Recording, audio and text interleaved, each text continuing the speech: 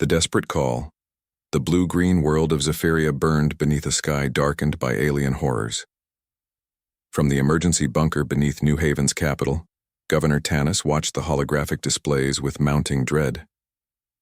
The Swarm Collective had arrived just 3 days ago, their living ships descending like a plague of locusts upon her peaceful agricultural colony. "Governor, the northern settlements have gone dark," reported her military advisor, his feathered crest drooping with exhaustion. "That's 40,000 colonists." Tanis closed her 4 eyes, each one reflecting the weight of leadership. The Zephyrians were a peaceful species, evolved on a world of gentle seasons and abundant resources. They had no weapons that could pierce the swarm's organic hulls, no soldiers trained for the brutality of interstellar warfare. "Send the emergency beacon," she commanded. "Wide-band distress call, maximum power." "To whom, Governor?" "The Council has already—" "To everyone. Anyone. Even the fringe worlds." She turned to face him fully. "Even the Deathworlders." Light years away, in the gleaming chambers of the Galactic Council, representatives from 17 civilized species gathered in emergency session. The crystalline architecture of the council chambers reflected the gravity of their discussion, casting rainbow patterns across worried faces. "The swarm has taken 3 systems in as many cycles," announced the Arcturian delegate, his translucent form pulsing with distress. "Our combined fleet was destroyed at Kepler 442. We must consider a tactical withdrawal from the entire sector." "Withdrawal?" The Centauri ambassador's tentacles writhed in agitation. "You mean abandonment? We're talking about leaving billions to die." "What choice do we have?" countered the Vegan representative. "The swarm adapts to every weapon we deploy. They consume entire biospheres. We must preserve what we can of galactic civilization." Ambassador Liara of the Altarian Republic stood, her silver skin catching the chamber's light. "There is another option." The chamber fell silent. Even the ever-chattering Procyon delegates ceased their whispered conversations. "You cannot be serious," the Arcturian delegate said slowly. "The humans? They're barely spacefaring. Their world is classified as Category 9 hazardous. They evolved on a planet of predators, poisons, and natural disasters. They're unstable." "They're survivors," Liara corrected. "And right now, we need survivors, not philosophers." The debate raged for hours, but in the end, desperation won. Liara was given a single courier ship and diplomatic credentials. Her mission: convince humanity to join a war that wasn't theirs. Earth's primary orbital station hung like a steel snowflake against the star-scattered black. The human construct was ugly by galactic standards, all harsh angles and exposed weaponry. No elegant curves or artistic flourishes, just pure brutal functionality. Liara's ship was granted docking permission after a tense 3-hour security check. She was escorted by armored Marines through corridors that seemed designed for battle rather than beauty. Everything was reinforced, redundant, ready for violence. Admiral Sarah Chen received her in a conference room overlooking Earth. The blue-white marble hung below them, deceptively peaceful from this distance. Chen was middle-aged by human standards. Her black hair streaked with premature gray. Her dark eyes held an intensity that made Liara's scales tighten involuntarily. "Ambassador," Chen said, gesturing to a seat. "Your message said this was urgent." Liara activated her holographic projector. Images of burning worlds filled the air between them. "The Swarm Collective. They've entered our region of space. 17 worlds have fallen. The Council's combined fleet was annihilated. We've tried every conventional tactic." Chen studied the images with professional interest. "Hive mind? Of a sort. They're a collective consciousness that views all other life as either food or raw material. They adapt quickly to any threat. And you want our help because?" Liara hesitated. The truth was delicate. "Because humans think differently. Your species evolved under constant threat. You've survived ice ages, megavolcanoes, plagues. You've had more wars in your recorded history than most species have had meals. Chen's smile was sharp. So you want our talent for violence? I want your talent for survival. The galaxy needs it. Chen stood, walking to the window. Earth turned slowly. Below, my grandfather was at the Battle of Mars during the colonial uprising, outnumbered 20-1. Do you know how humans won that battle, Ambassador? No. We didn't fight fair.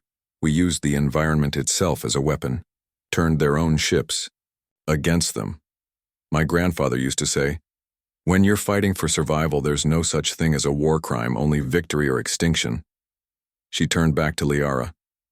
I'll need to speak with the Defense Council. But if we do this, we do it our way. No council oversight, no rules of engagement, no limits. The council will never. Then watch your worlds burn. The silence stretched between them. Finally, Liara nodded. I'll make them understand. Within 36 hours, Earth's orbital shipyards blazed with activity. The humans didn't just mobilize their existing fleet. They began retrofitting civilian vessels, strapping weapons to cargo haulers, turning cruise ships into troop transports.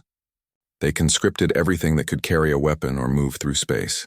In the assembly areas, soldiers underwent final preparations. Unlike the ceremonial guards of other species, human troops looked like they were preparing for the apocalypse. Their armor was scarred and battle-tested.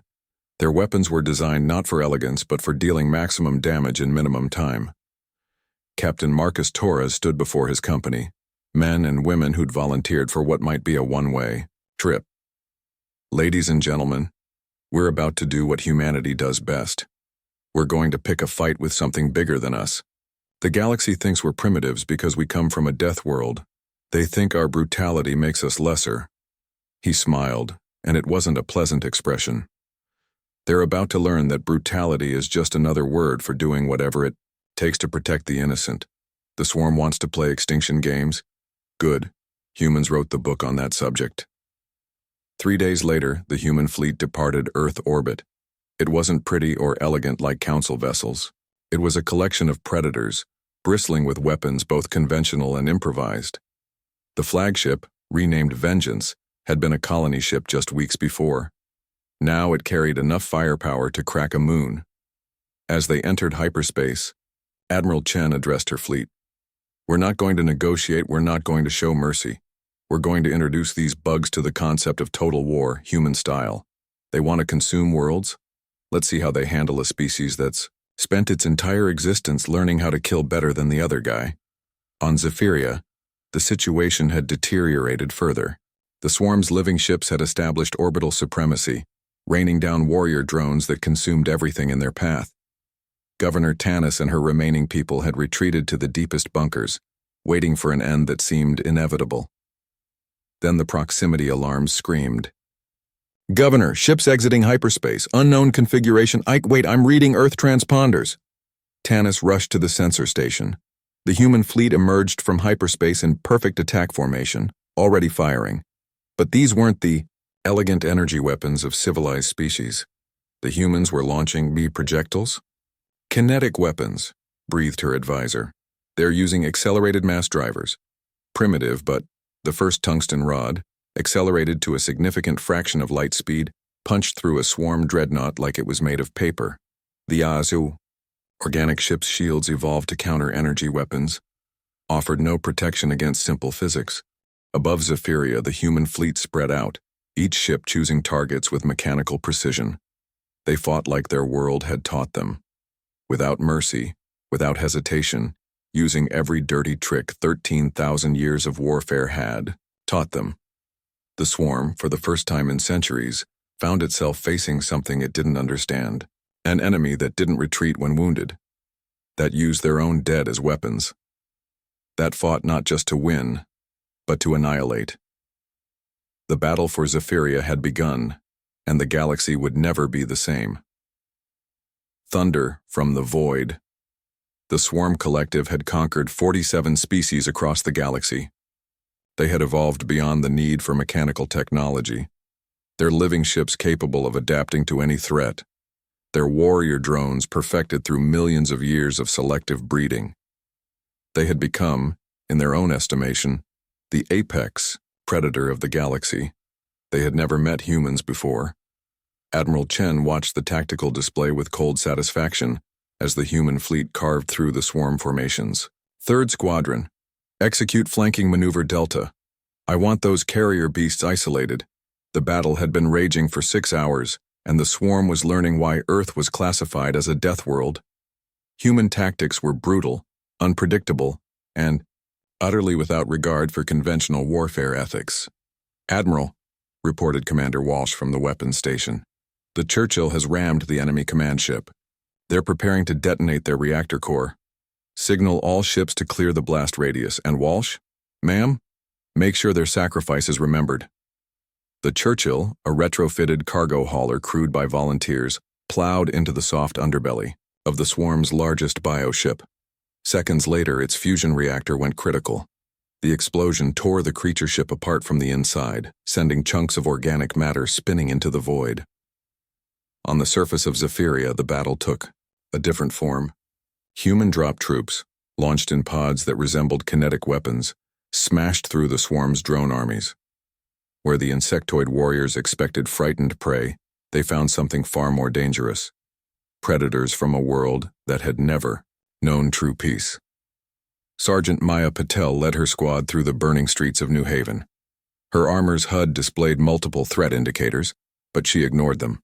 Humans had learned long ago that in urban warfare, hesitation was death.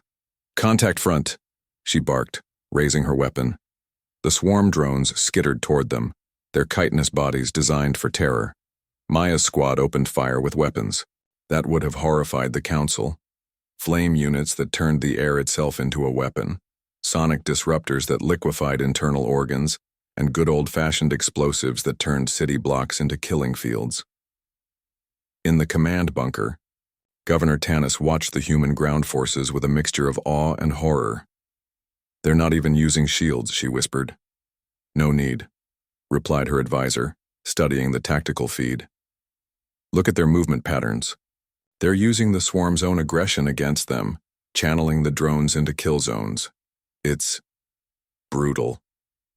It was more than brutal.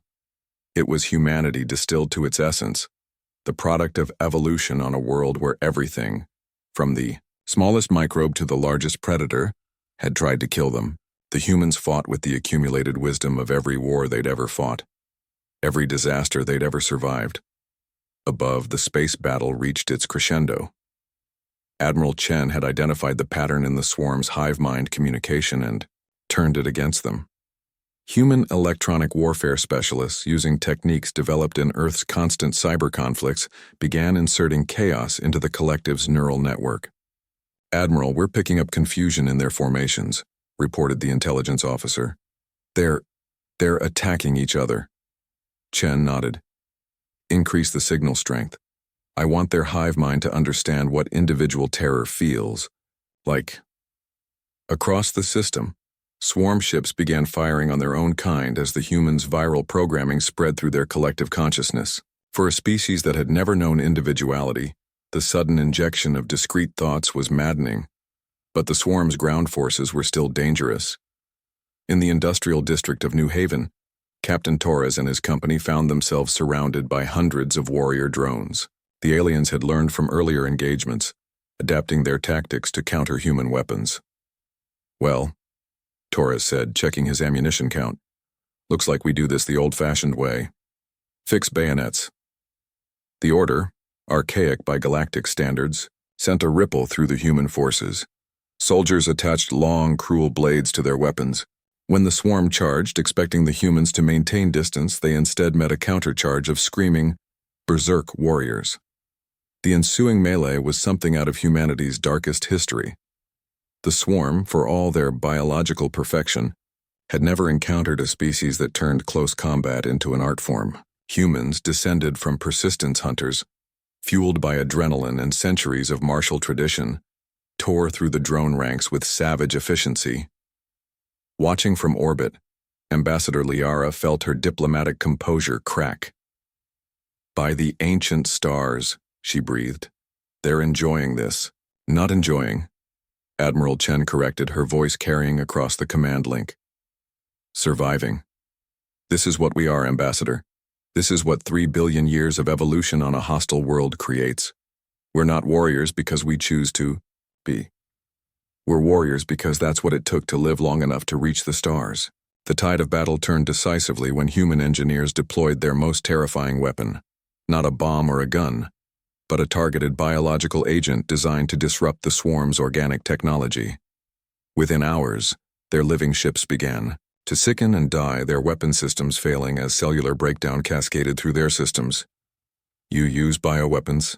Liara asked, horrified. We use whatever works, Chen replied coldly. The swarm made this a war of extinction. We're just better at it than they are. By the time the Zephyrian sun rose over New Haven, the battle was over. The swarm fleet, or what remained of it, fled the system, carrying with them a new emotion their collective consciousness had never experienced before. Fear. Fear of a species that fought without rules, without mercy, and without the slightest hesitation to use any weapon at their disposal. On the ground, human medics worked alongside Zephyrian healers treating wounded from both species. It was a strange sight. The savage warriors who had just demonstrated the most brutal combat the galaxy had ever seen, now gently tending to injured civilians with the same intensity they'd shown in battle. Governor Tanis approached Captain Torres, who was helping to clear rubble from a collapsed shelter. His armor was scored with dozens of hits, his face grimy with smoke and alien blood. Captain, she said carefully, I must ask, how do your people switch so quickly from such violence to this? She gestured at the human soldiers sharing their rations with Zephyrian children. Torres paused in his work, considering the question. Governor, on Earth we have a saying. The same hands that can snap a neck can cradle a baby. We're not monsters, by choice. But when something threatens the innocent, we become whatever we need to be to stop it. In the following days, as news of the battle spread across the galaxy, the Council found itself facing a new reality. Humanity's intervention hadn't just saved Zephyria, it had demonstrated that the primitive Deathworlders possessed a capacity for warfare that defied galactic understanding. The Swarm Collective, for the first time in their existence, retreated from an entire sector. They had encountered something that challenged their fundamental understanding of survival, a species that had weaponized not just technology, but evolution itself. Ambassador Liara stood with Admiral Chen on the observation deck of the Vengeance, watching as human engineering teams helped repair Zephyria's orbital defenses. The Council is terrified of you now, Liara said quietly. They've seen what humans are capable of. Chen's reflection in the viewport showed a tired smile. Good. Maybe they'll think twice before classifying any species as primitive again. Every world creates its survivors differently. Ours just happened to create very, very good ones. What happens now? Now, we fortify this sector, train the locals in asymmetric warfare, share some of our less terrifying weapons technology. Chen turned to face the ambassador directly, and we make it very clear to the swarm, and anyone else thinking of playing extinction games, that humanity takes a very dim view of genocide. As the human fleet prepared to depart Zephyria, they left behind more than just weapons and fortifications. They left behind a new understanding in the galaxy. That evolution on a death world didn't create monsters. It created protectors. Savage ones, perhaps. Brutal ones, certainly. But protectors nonetheless. The message was clear across the stars. The Deathworlders had joined the galactic community, and they were done playing nice. In the years that followed, the term Deathworlder ceased to be an insult. It became a warning, a promise, a reminder that when civilization failed, when reason crumbled, when extinction loomed, there was a species among the stars that had made survival into an art form. The swarm would return one day. Other threats would emerge. The galaxy would face new crises. But now it had humanity watching its back, the children of a hostile world, forged in the fires of perpetual conflict, standing ready to do what they did best. Survive. Protect. and when necessary, remind the universe why Earth was classified as a death world in the first place. The galaxy had called for help. Earth hadn't just answered, it had roared.